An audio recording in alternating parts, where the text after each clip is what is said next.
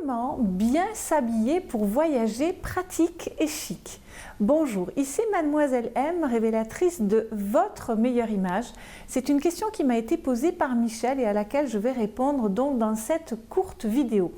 Alors tout d'abord, Michel, sachez que la notion de pratique et de chic n'est pas antinomique. Il est tout à fait possible de s'habiller à la fois pratique et chic. Le secret derrière cette question, en fait, c'est le fait qu'il suffit de bien se connaître. Parce que lorsque vous connaissez fondamentalement les couleurs qui vous mettent en valeur, les matières qui vous mettent en valeur, le style qui vous met en valeur et les coupes et les formes de vêtements qui vous mettent en valeur, eh bien que l'on soit dans un registre chic comme que l'on soit dans un registre pratique, eh bien vous allez savoir naviguer un petit peu entre ces différents registres vestimentaires. Donc, loin de là, pratique et chic n'est pas contraire, c'est pas soit l'un soit l'autre. On peut tout à fait, au contraire, être tout à fait à l'aise dans des vêtements qui soient également pratiques et qui demeurent très élégants et chics. Alors, je ne sais pas, Michel, si lorsque vous me parliez de voyager pratique et chic, eh bien, vous parliez de voyage comme le train, l'avion ou bien simplement un petit déplacement en voiture. Donc, je vais essayer de prendre les plus grands déplacements et ensuite vous pourrez naviguer justement au sein des différentes réponses. Alors, tout d'abord, avant que vous voyagez, lorsqu'on voyage, il y a souvent l'air conditionné, que ce soit la voiture, que ce soit le train, que ce soit l'avion a fortiori. Eh bien, je vous encourage à appliquer un masque hydratant sur votre visage et à bien badigeonner entre guillemets votre corps avec une crème particulièrement nourrissante pour éviter que votre peau ne se dessèche.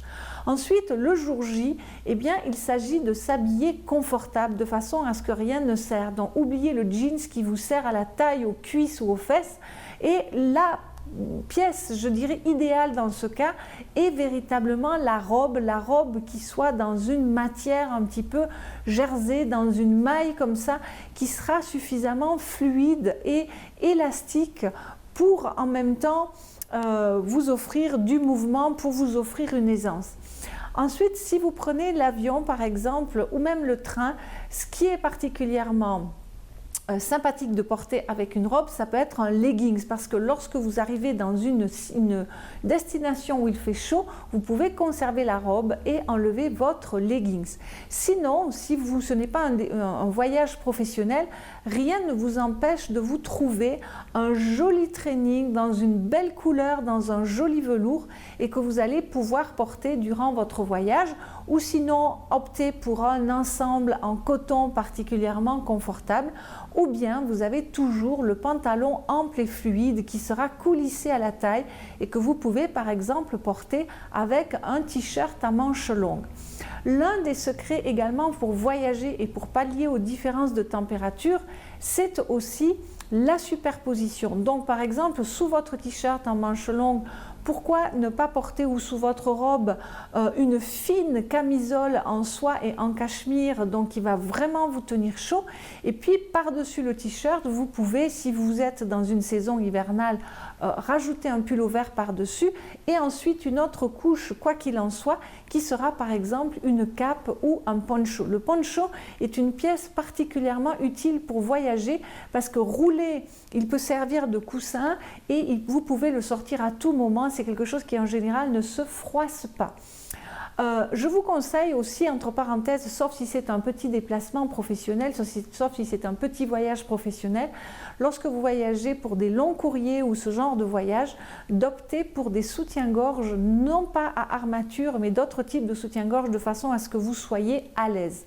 Ensuite, pour ce qui est des accessoires, eh bien, pas de sac à main évidemment que vous allez tenir à la main, optez pour le sac en bandoulière et pour ce qui est des chaussures évidemment privilégiez le plat, dont rien de plus confortable selon la saison, rien de plus confortable qu'une paire de ballerines, que des Tods ou des Converse.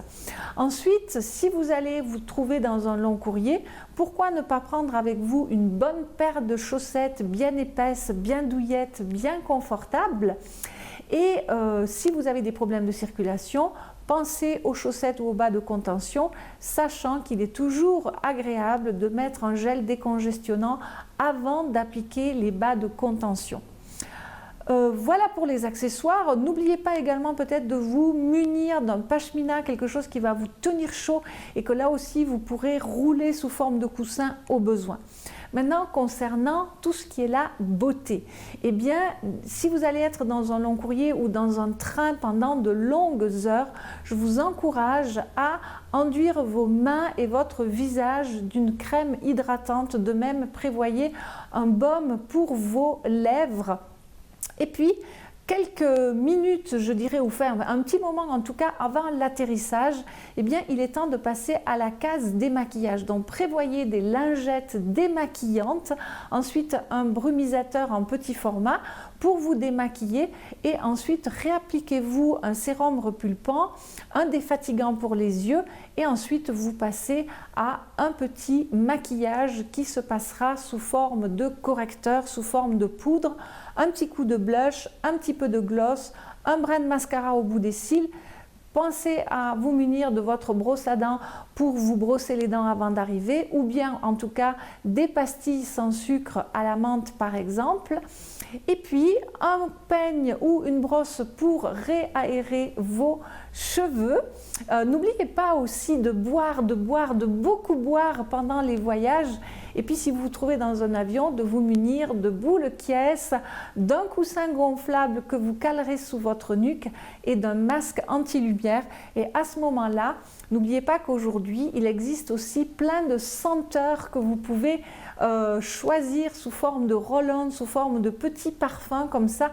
Donc il existe des roll-on anti-décalage horaire, également de quoi passer une nuit paisible. Donc voilà, j'espère, Michel, que toutes ces astuces beauté et toutes ces astuces vestimentaires et d'accessoires vous auront aidé. Un dernier petit détail peut-être au niveau de la coiffure. Que vous voyagez en voiture, en train ou en avion, je vous déconseille d'opter pour la queue de cheval ou pour le chignon parce qu'elle va vous gêner, que ce soit sur quelque appuie-tête que ce soit, vous allez vous décoiffer. Donc à ce moment-là, il vaut mieux prévoir une coiffure saillante mais les cheveux défaits. Voilà Michel, en tout cas, merci pour vos partages, merci pour vos likes, merci pour vos commentaires, merci évidemment pour vos abonnements.